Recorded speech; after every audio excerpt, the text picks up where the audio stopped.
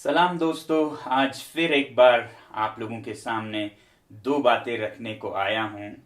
इस बार लद्दाख के किसी सुंदर दृश्य के साये में नहीं, इस बार मैं खासकर इन वीर सैनिकों को, संतोष बाबू और उनके वीर साथियों जो कि 20 से भी अधिक संख्या में थे, उनको अपनी तरफ से, लद्दाख और भारत के पूरी जनता की तरफ से श्रद्धांजलि अर्पित करने के लिए आया हूं और साथ ही याद दिलाने आया हूं कि इस जंग में सैनिकों के साथ साथ हम नागरिकों का भी एक बहुत बड़ा रोल है। उम्मीद है आप ये रोल निभा रहे होंगे। कहीं हम इस खुशफहमी में न रह जाएं कि हमारे कुछ सैनिक शहीद हुए हैं तो उनकी तरफ से भी 30-45 की संख्या में मारे गए हैं, ऐसा कहा जाता है। मेरा विश्लेषण तो ये है कि इस वारदात में धोखे से रात के अंधेरे में हमला किया गया था और भारत के बहुत सैनिक शहीद हुए और चीन के बहुत कम।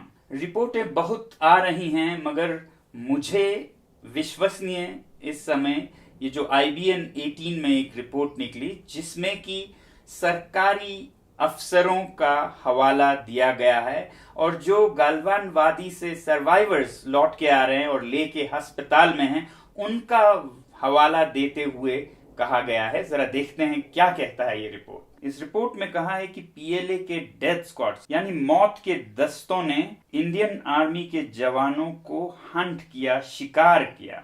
रात के अंधेरे में उन्होंने हमला किया और उनके पास लोहे के छड़ियां और कांटेदार लाठियां थे जिनके साथ उन्होंने कत्लेआम किया।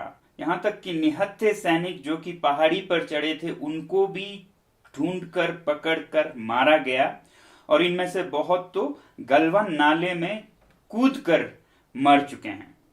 सरकारी सूत्रों के अनुसार 2 दर्जन के करीब जवान अभी मौत से जूझ रहे हैं अस्पतालों में और 110 जख्मी हुए थे।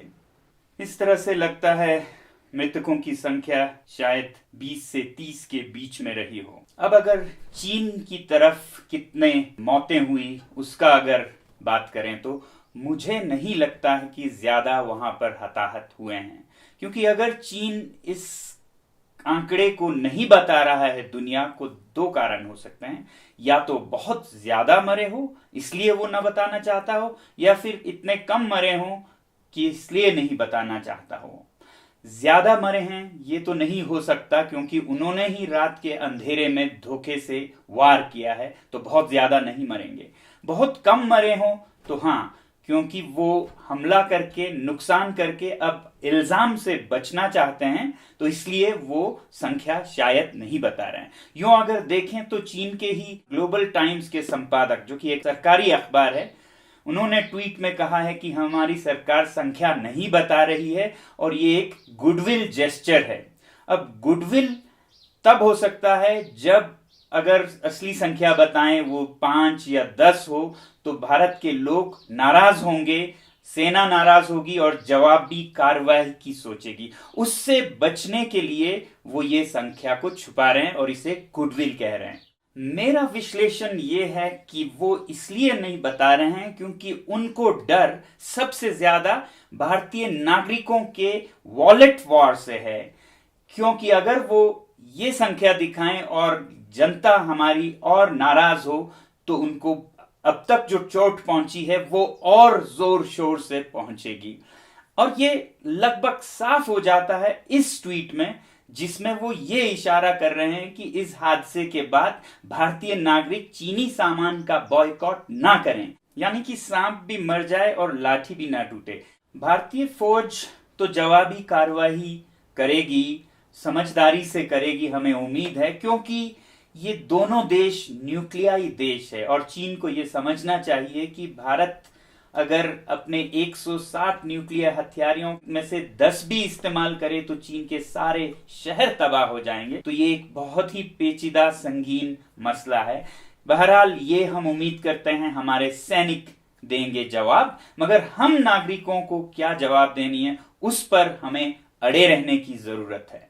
करीब 2 हफ्ते पहले जो हमने एक आंदोलन छेड़ी थी boycott made in China with wallet power, ये अब भारत में बहुत ही इस पर जोर शोर से अमल हो रहा है, मगर फिर भी हमारे ही कुछ लोग इस पर सवाल उठा रहे हैं, कुछ वीडियो बना रहे हैं कि क्या ये असर करेगा। असर कितना हो रहा है हम चीनी अखबार के ही इन कार्टूनों और रिपोर्टों में देख सकते हैं। पहले तो चीनी अखबार ग्लोबल टाइम्स ने ये कहा कि भारतीय लोग तो चीनी सामान के बिना रह ही नहीं सकते, उन्हें ये कहने की जरूरत क्यों पड़ी अगर असर नहीं होता तो। फिर गूगल पर ऐसा दबाव डाला गया कि वो कुछ भारतीय ऐप्स को ही हटा दें। फिर ट्विटर पर दबाव डाला गया कि वो अमूल के इस ऐड को हटा दें। अगर असर नहीं होता तो इतना छटपटाता क्यों। और फिर अब तो ये साफ तौर पर ग्लोबल टाइम्स कह रहा है कल के हादसे के बाद कि भारतीय लोग इस आंदोलन में न पड़े और चीनी सामान का बॉयकॉट न करें। इसका मतलब सीधा है कि हमारे इस वॉलेट पावर का चीन पर पूरा असर हो रहा है, और असर हो रहा है तो हमें इस पथ पर बने रहना होगा। और फिर कुछ लोगों ने यह कहा कि भारत के ट्रेड या व्यापार का चीन पर असर नहीं पड़ता, सिर्फ 3% है उसके व्यापार का। हमने हर समय कहा कि भारत अकेला नहीं, भारत से प्रेरित होकर दुनिया के बहुत से देश ऐसा ही करने लगेंगे, तब चीन पर पूरा असर पड़ेगा। अब मैं आपको आज और कल की बात बताऊं, मुझे एक ही दिन में यूरोप के गार्डियन अखबार से, अमेरिका के वॉल स्ट्रीट जर्नल से और ऑस्ट्रेलियन ब्रॉडकास्टिंग कॉरपोरेशन से फोन कॉल्स आ रहे हैं, इसके बारे में आप दुनिया को समझाइए। तो ये आंदोलन एक विश्वव्यापी आंदोलन बनता जा रहा है और असर जरूर होगा। और फिर ये कहा गया कि इससे भारत को ही ज्यादा नुकसान होगी, रोजगार कम हो जाएंगे क्योंकि हमारे ही लोग चीनी सामान का व्यापार कर रहे हैं।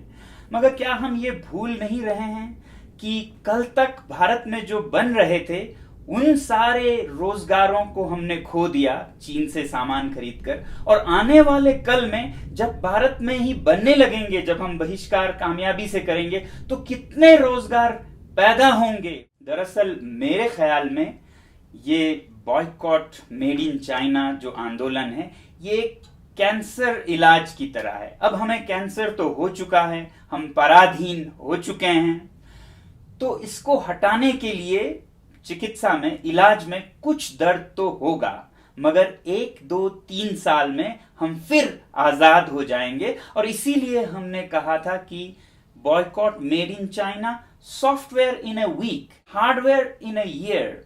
जो साजो सामान है उन्हें 1 साल में, उसमें भी मैंने ये जोड़ा था कि फिनिश्ड गुड्स, जो बने बनाए चीजें हैं, इन अ ईयर।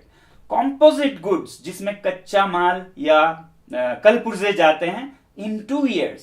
और 2-3 साल में वक्त मिल जाएगा उद्योगों को नए नए अवसर बनने में। और फिर ऐसा समय आएगा कि सारे दुनिया के और देशों से, और खासकर अपने देश से, तमाम सामान बनकर हमारे सामने विकल्प के रूप में आएंगे। हम करके तो देखें ये इलाज 2-3 साल तक। और अगर ये आंदोलन जारी रहा और पूरे विश्व में फैल गया, तो फिर 3-4 सालों में तो शायद चीन की जनता खुद आजाद होके एक नया राष्ट्र बना होगा, और हम उनसे खुशी से व्यापार भी कर रहे होंगे और मिलजुल कर रह भी रहे होंगे।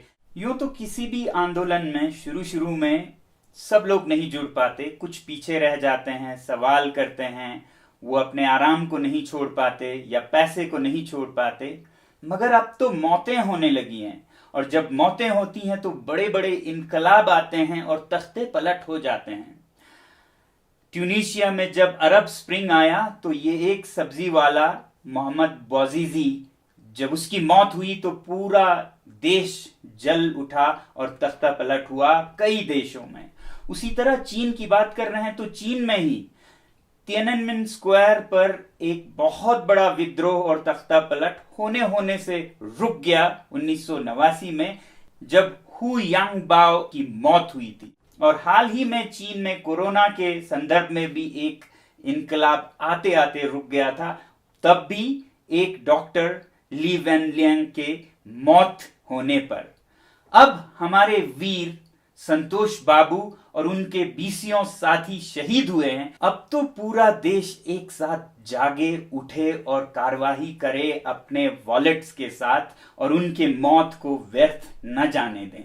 मगर फिर लोग असमंजस में पड़ जाते हैं, कंफ्यूज हो जाते हैं जब सरकारी अभियान जैसे माई गव इंडिया टिकटॉक पर ही अपना अकाउंट खोलते हैं, जब पूरा देश उसे हटाने में लगा है। तो मेरी गुजारिश है कि हमारी सरकार भी इस पर ध्यान दे। और जो टीवी चैनल्स हैं वो एक तरफ चीन से बॉयकॉट की बात कर रहे हैं और दूसरी तरफ चीनी सामान के एड्स चला रहे हैं। तो मेरी आपसे, जनता से गुजारिश है कि जिस भी चैनल पर जब भी कोई चीनी सामान का ऐड आए तो चैनल बदल दीजिए, चैनल बदल दीजिए, इतना बदल दीजिए कि उस चैनल का टीआरपी घटकर 0 हो जाए और वो भी फिर जनता के साथ इस मुहिम में जुड़ जाएं। मुझे पूरी उम्मीद है कि आप लोग न सिर्फ अपने स्तर पर बल्कि पूरे देश स्तर पर इस आंदोलन को बढ़ाएंगे कि इतिहास में ये लिखा जाएगा कि ये आंदोलन भारत से निकली थी और विश्व में ऐसे फैला कि संसार का नक्शा बदल गया। जय हिंद।